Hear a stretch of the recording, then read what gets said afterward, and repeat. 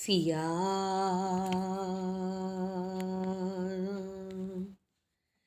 हजूर जी की प्यारी संगत जी, यह घटना 22 मार्च 2023 की डोंगरगढ़ की है। इस घटना के 4 दिन पहले मुझे सपना आया कि मैं अपने पति के साथ मोटरसाइकिल पर बैठकर जबलपुर दरबार जा रही हूँ। रास्ते में बहुत बारिश और आंधी तूफान था। चारों तरफ अंधेरा ही अंधेरा था। जैसे जैसे हम दरबार पहुंच गए, दरबार पहुंचकर मैंने दरवाजा खटखटाया तो सेवादार ने हमको अंदर आने दिया। जैसे ही हम अंदर आए तो मैंने देखा कि सामने परम पूज्य माता जी सो रही हैं। आवाज़ सुनकर वो उठकर मेरे पास आई और कहने लगी कि अरे, इतने आंधी तूफान और अंधेरे में तुम यहाँ तक कैसे आ गए।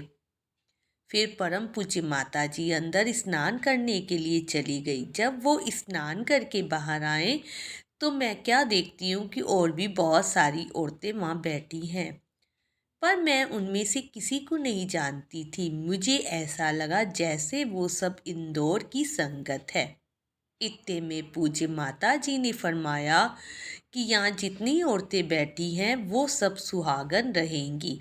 इसके बाद मेरी आंख खुल गई, पर मेरा मन अभी भी सपने से ही जुड़ा हुआ था और बहुत प्रसन्न भी था कि मुझे पूज्य माता जी के दर्शन हो गए। और हजूर पिताजी का यह फरमान है कि सपने में गुरु के दर्शन होना सपना नहीं होता बल्कि हकीकत होती है।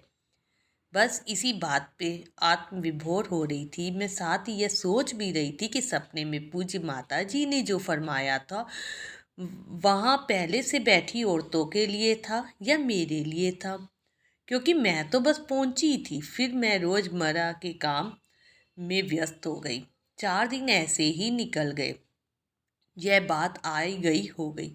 डोंगरगढ़ में हमारी रेलवे वालों की बहुत पुरानी दुकान थी। वहाँ सभी दुकानों पर टीन की छतें हैं। हमारी दुकान के बिल्कुल पीछे एक बहुत पुराना और बहुत बड़ा नीम का पेड़ है। उस दिन शाम को बहुत तेज आंधी और तूफान आया। मेरे पति उस समय दुकानी में थे।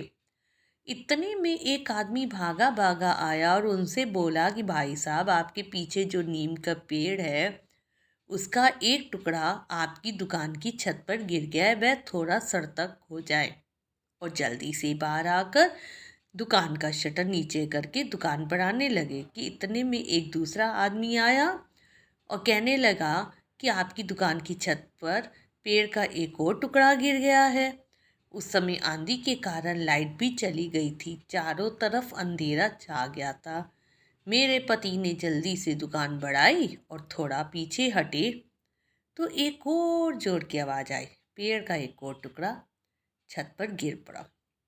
दुकान के सारे शीशे टूट गए थे, बस छत नहीं उड़ी थी। पेड़ का टुकड़ा बहुत धीरे धीरे नीचे की ओर सरक रहा था और एक जगह पर आकर वो रुक गया। जब ये आंधी तूफान रुका तो हम सब दुकान पर आए और दुकान की हालत देखकर हम इतना डर गए कि यदि मेरे पति दुकान के अंदर होते तो पता नहीं उनकी जान बच पाती भी या नहीं, क्योंकि पेड़ का वो टुकड़ा इतना भारी था कि बाद में क्रेन से उसे हटाया गया। उससे छत टूटकर नीचे भी आ सकती थी और मेरे पति उसके नीचे दब सकते थे। हमने हजूर पिताजी का, हजूर माता जी का कोटि कोटि शुक्रिया अदा किया। उसी समय मुझे वो सपना याद आया और मेरे रोंगटे खड़े हो गए कि मेरी सच्ची माता जी ने अपने बच्चों का पहले से ही आगाह करा दिया और उनका कैसे ध्यान रखा। पहले ही जता देते हैं कि कुछ होने वाला है, पर हम ना समझ आपकी बात को समझ ही नहीं पाते। यह सारा आंधी तूफान, बारिश और अंधेरा वैसा ही था जैसा 4 दिन पहले मुझे सपने में दिखाई दिया था।